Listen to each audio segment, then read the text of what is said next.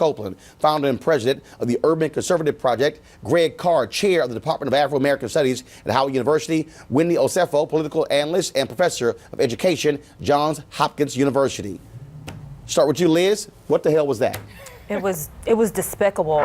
It's deplorable. And as someone who publicly announced that I voted for this president, people were asking me, well, when is it enough? When will you be, sad about your decision or feel like you made a mistake? And this is the time. And I think there are millions of Republicans who are waking up today and saying that this is not about partisanship. This is not about politics. This is about this man's character and his inability or unwillingness to denounce quickly white supremacists and to categorize them as fine people, quote unquote, or to normalize their behavior because they don't have jobs, or to equate them to anti-fascist movements that may have been violent, but we're talking about people on the alt-right side of that Charlottesville who came out there who want to ethnically cleanse our country. This is severe. This is the state of our democracy is at risk here. And I'm so saddened that he got my votes. But Greg, we knew this before. Hashtag we tried to tell you. This is a man who exercised racism in the 1970s when it came to the housing units there in New York. This is a man who led the birther conversation, who lied about President Donald Trump, who used that, who pushed racial buttons. This is a man who was despicable in his treatment of women. This is a man who has used race-bait language before. We should not be shocked by yesterday. We should be glad that he finally publicly revealed himself in all his racist glory. Roland, this morning proves again the value and the importance of News One Now. We're not surprised. Indeed, you did try to tell them.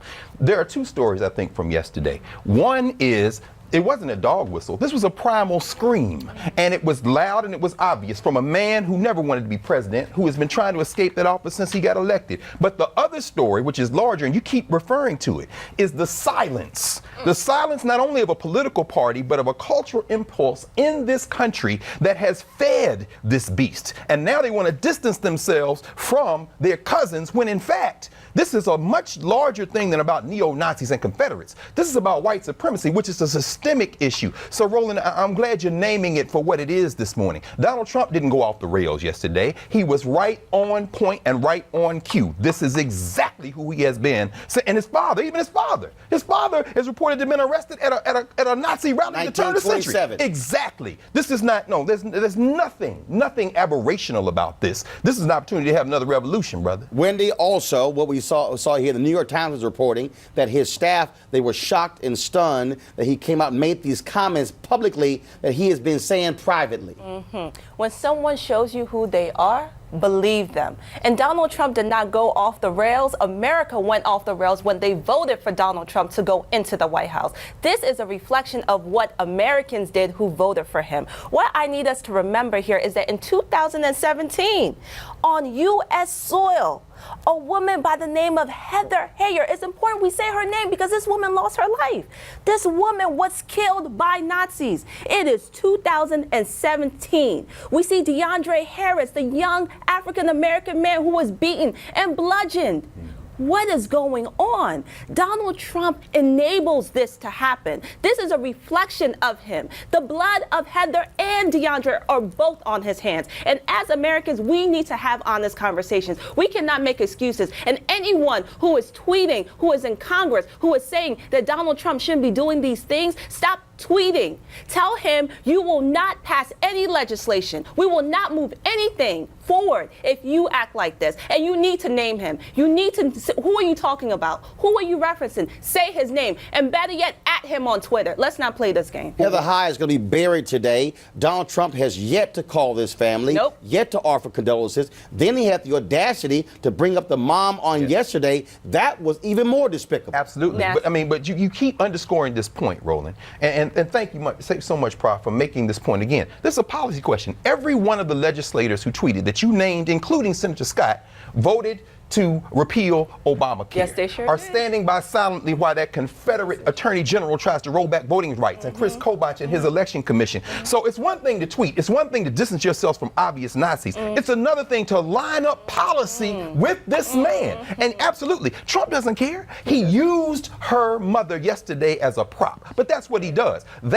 What Donald Trump did yesterday, almost 101 years to the day from when Woodrow Wilson threw Monroe Trotter out of the White House, has now extended racism in a way that we haven't seen from the White House since Woodrow Wilson screamed Birth of a Nation in 1916. Liz Herbert Hoover was a leader of the Lily White movement. He was a Republican, served as president from 1929 to 1933. This is a president who essentially is walking in the footsteps of Herbert Hoover, who wants a Lily White movement in this White House, in this country. I have Trump apologists going around the country are saying that he's speaking to his base. He was, he's not a typical politician. He condemned them, even though it was a tepid condemnation, and that he did the things that you would expect from a president. I disagree with that. And as a conservative, I expect more from my party's leader. I mean, we're talking about the party that freed the slaves. We're talking about, Rockefeller Republicans who supported civil rights. There are plenty of people in the Republican Party who are sitting back and watching this and saying, this is not reflective of conservative principles. This is not reflective of what we want to see our country, the direction we want to see our country going. So when will they stand up to him? When will they oppose him? And when will they stop supporting white nationalistic policies? That's right. That's right. That's the question. I understand the question. I'm not quite sure that they haven't stood up to him. They haven't. There have been Republicans who stood up. Senator John McCain stands up to one. him. Okay, next. Sure. Who he sure. savaged. Marco Rubio, you just showed his tweet. No. The same Marco Rubio That's who right. chastised him during the campaign, who said he was unfit to be president, but then still endorsed him. Yes, he did. Yes, he did. And I'm not quite sure if it was a political move or he was being a party loyalist. But there are Republicans who have stood up to him, but it's still not enough. Folks, we got to go to a break right now. And we come back. My commentary on the simulcast with the Tom Joyner Morning Show. Trust me, you don't want to miss this because I'm going to lay out what's next.